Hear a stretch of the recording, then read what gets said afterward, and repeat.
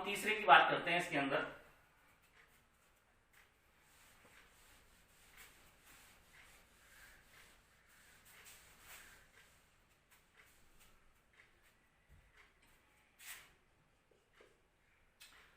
Company.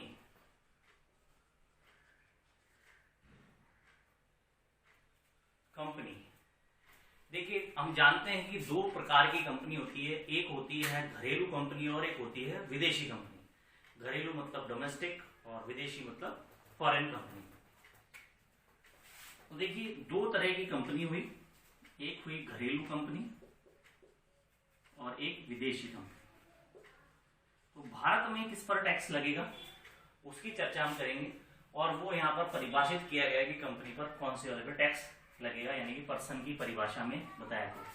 एक company ये है, देखिए, जिसका निर्माण भारतीय कंपनी अधिनियम 1956 के तहत हुआ हो, पहला काम यानी कि पहली बात।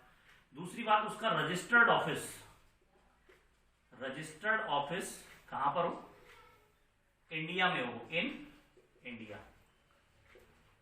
संचालित कहीं से भी हो, विदेश भी हो सकती है, लेकिन उसका रजिस्टर्ड ऑफिस यानी कि पंजीकृत कार्यालय कहां पर हो, या उसका पंजीकरण कहां पे हुआ हो, इंडिया में हुआ हो। तो ये दो बातें होंगी। अब यानी कि दोनों चीजें फुलफिल ना हो तो वो क्या कहलाएगी, विदेशी कंपनी कहलाएगी। यानी कि उसका रजिस्टर्ड ऑफिस इंडिया में ना हो और वो काम भले यहां कर रही हो, तब भी वो क्या कहलाएगी, विदेशी कंपनी कहलाएगी। तो कंपनी, एचयूएफ और इंडिविजुअल।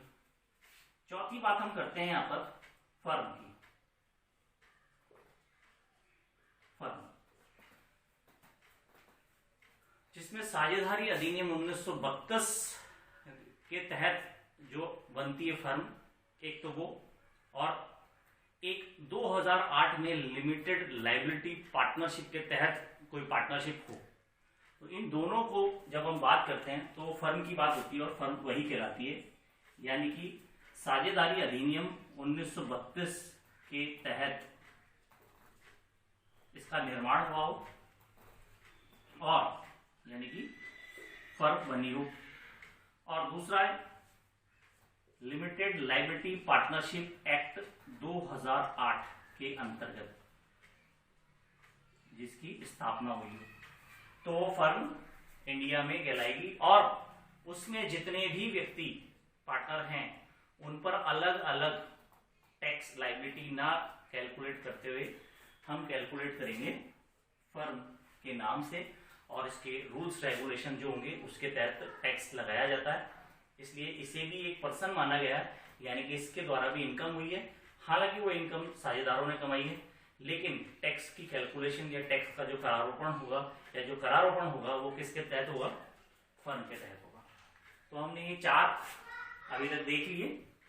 नेक्स्ट बात करते हैं हम इसके अंदर लोकल अथॉरिटी। लोकल अथॉरिटी,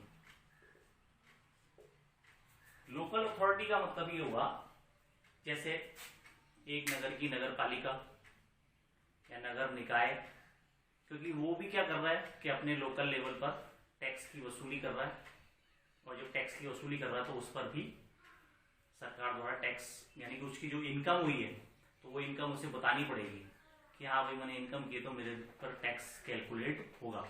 नगर निगम या नगर निकाय पर जो कैलकुलेट होता है लोकल अथॉरिटी, यानी कि एक शहर की या एक कस्बे की जो लोकल अथॉरिटी है उस पर जो टैक्स लगाया जाता है वो उसके अंदर आता है, और इस पर जो टैक्स के नियम होंगे या टैक्स की परसेंटेज जो भी होगी उस तरह से टैक्स लगता है।